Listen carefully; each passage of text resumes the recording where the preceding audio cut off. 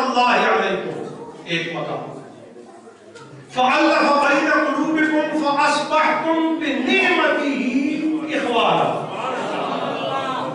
اس نعمت کے لفظ کو اس ایک آیت میں 2 دفعہ بیان کیا تو گویا یہ پتہ چلا کہ اس نعمت کی یہ خصوصیت ہے اور یہ اس نعمت کا خاصہ ہے کہ اس نے آ کر پہلے لوگوں کے دلوں کو بدل دیا. پہلے اس نے آ کر لوگوں کی حالت کو بدل دیا. لوگ جہنمی تھے, لوگ جہنم کے دہانے تک پہنچ جانے والے تھے. بس اس نعمت نے آتے ہی ان کی منزل کو بدل دیا, جہنم کی بجائے ان کو جنت کی طرف متوجہ کر دیا.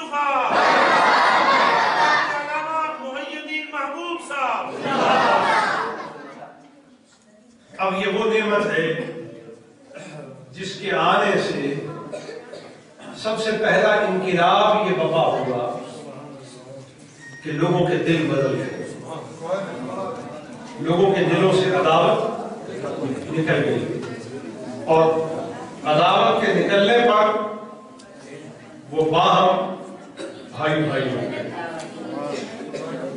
دوسرا اثر کیا ہوا اس نعمت کے آنے سے, اس نعمت کے میسر ہونے سے دوسرا نتیجہ یہ برآمد ہوا کہ وہ افراد جو جہنم کے دہانے پہنچ چکے تھے, قریب تھا کہ وہ آگ میں واقع ہوتے, قریب تھا کہ وہ آگ کے شعلوں کا شکار ہو جاتے, قریب تھا کہ وہ آگ میں گر پڑتے.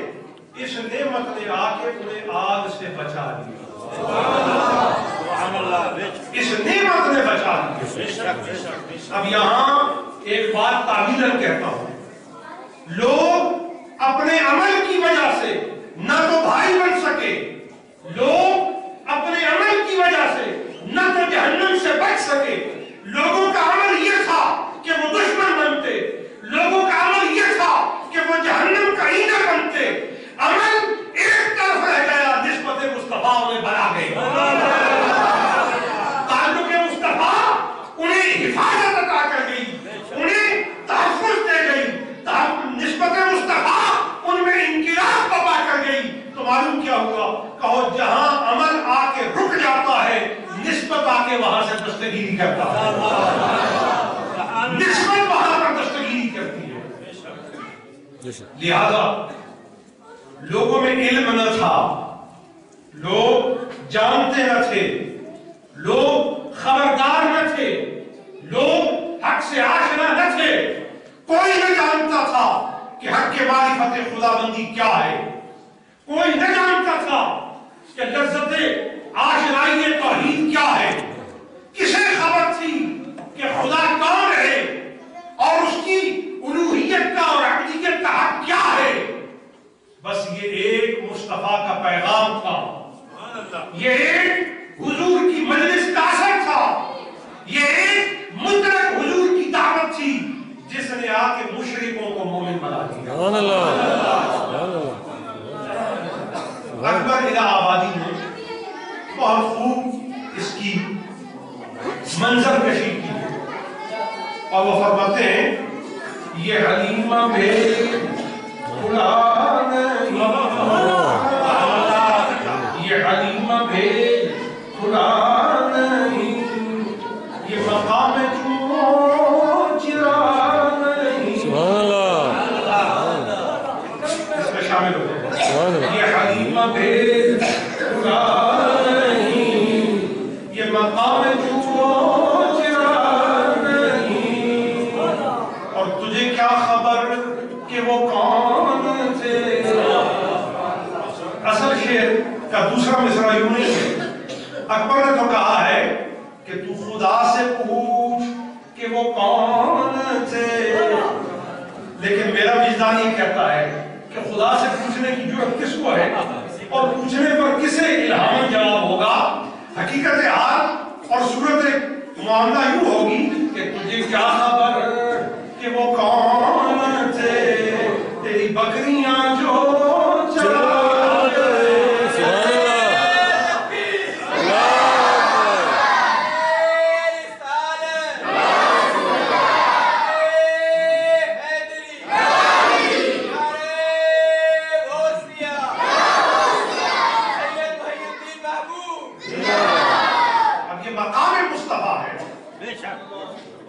کہ وہ ہاتھ سے پکڑے، اپنی صحبت عطا فرمائیں، اپنی نظروں سے خیر اور کرم اور ہدایت کا نور عطا فرمائیں تو لوگوں کے دل بدل گئے. آقا کریم صلی اللہ علیہ وسلم نے ایک کو دیکھا، دوسرے کو، تیسرے کو، چوتھے کو، پانچویں کو، چھٹے کو، 10ویں کو، 20ویں کو، 100ویں کو، 1000ویں کو، لاکھویں کو، جس پر نظر کی 1,24,000 علم و حکمت کے معرفت الہی کے شہنشاہ بنا.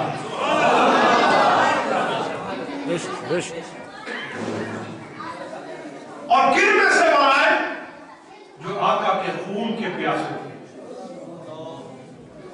جو بات تک سننے کو تیار نہ تھے، جو آپ کے ہونے کے راستے نہ تھے، لیکن آقا کی صحبت کا اثر، آقا کی بارگاہ میں حاضری کی یہ تاثیر کہ جس نے ایک دفعہ دیکھا، جو ایک دفعہ آ گیا. پتہ ہے مکہ کے کافر کیا کہتے تھے کہ ان کی محفل میں نہ جانا، ان کی بات نہ سننا، وہاں کبھی جانے کی غلطی نہ کرنا، کیونکہ ہمارا تجربہ ہے کہ جو ایک دفعہ ادھر گیا پھر ادھر کہیں ہو گیا. پھر جس نے آقا کی ایک دفعہ بات سنی، وہ مکہ کی اس مائی کا واقعہ، جس نے مکہ کے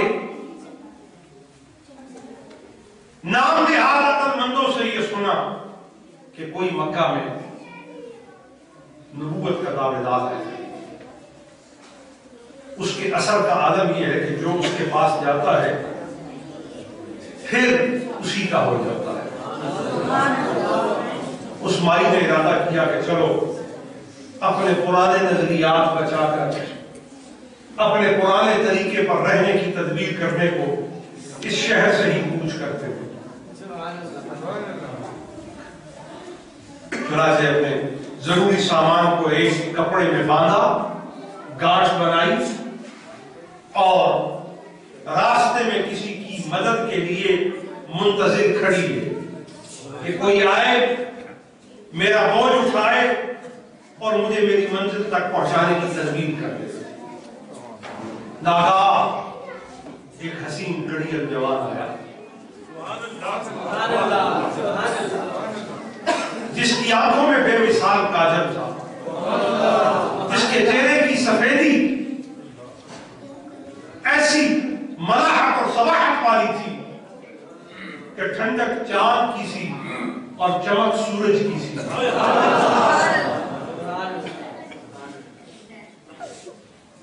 سفیدی دودھ سے بڑھ کر دیکھ کے آنکھوں کو ٹھنڈک جو ملے وہ شہد سے زیادہ. طبیعت میں جو ٹھنڈک اور تاثیر اس دیدار سے پیدا ہوتی، وہ شہد سے پیدا ہونے والی ٹھنڈک سے زیادہ طبیعت میں ٹھنڈک بپا کرتی ہے. اس خاتون نے جوان سے کہا کہ میں اس شہر سے فلاں منزل کا ارادہ کرتی ہوں، کیا آپ میرا اس منزل تک پہنچنے میں ساتھ دیں گے اور میرا یہ سامان اٹھائیں گے؟ اللہ اللہ سبحان اللہ. مائی کو کیا معلوم کہ جس سے وہ پوچھ رہی ہے اسے نہ کرنے کی تو عادت ہے. سبحان اللہ. وہ تو گناہ کی عادت ہی نہیں رکھی۔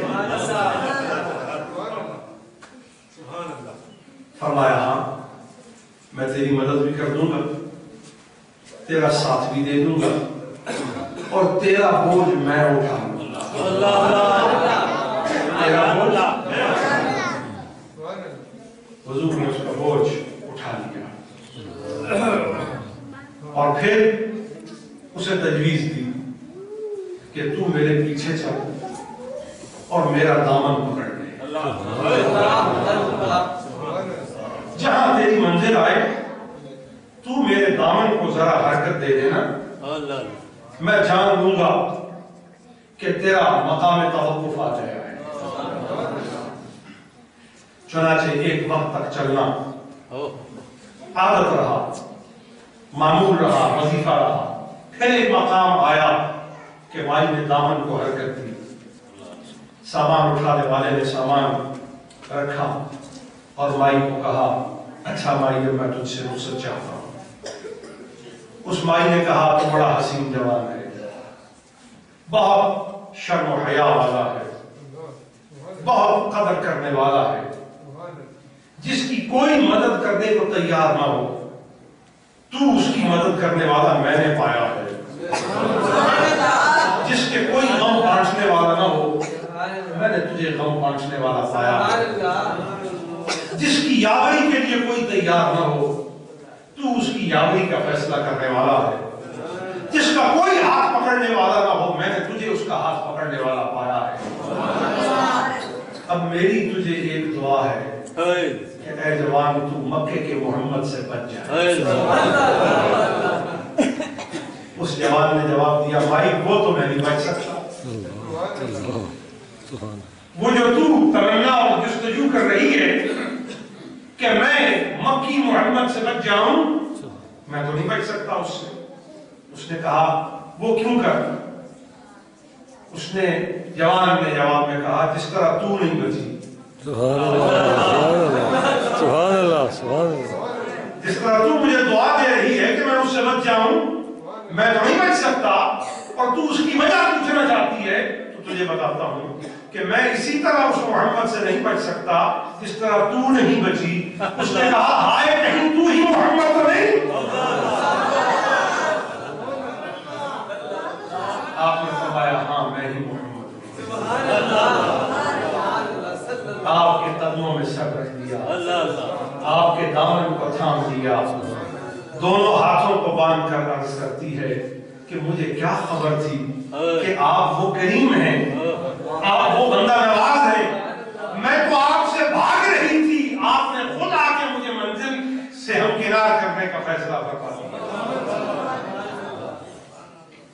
برادران اسلام، یہ جو آقا کی محبت ہے، آقا کا تعلق ہے، اس کو معمولی نہ جانیں۔ یہ جو آپ مسجد قباء میں بیٹھ کر واہ کی بستی میں میرے آقا کا ذکر کر رہے ہیں، اس کا کیا فائدہ ہے؟ اس کا سب سے پہلا فائدہ یہ ہے کہ قیامت کو آقا دعویٰ کریں گے یہ میرے ہیں۔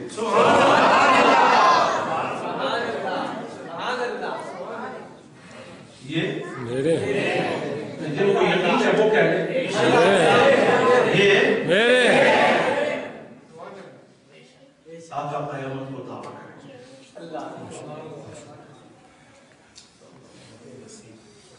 اور دوسرا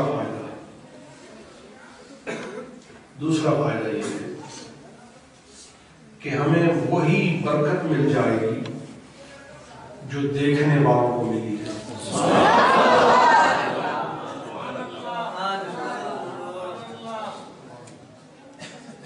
وہ جو برکت حضرت صدیق اکبر نے حاصل کی، وہ جو لذتیں حضرت فاروق اعظم نے پائیں، وہ جو حضرت عثمان غنی نے پائیں، وہ جو مولانا مرتضی حیدر کرار نے پائیں، وہ جو طلحہ اور زبیر نے پائیں، وہ ابی ابن کعب نے جو پائیں،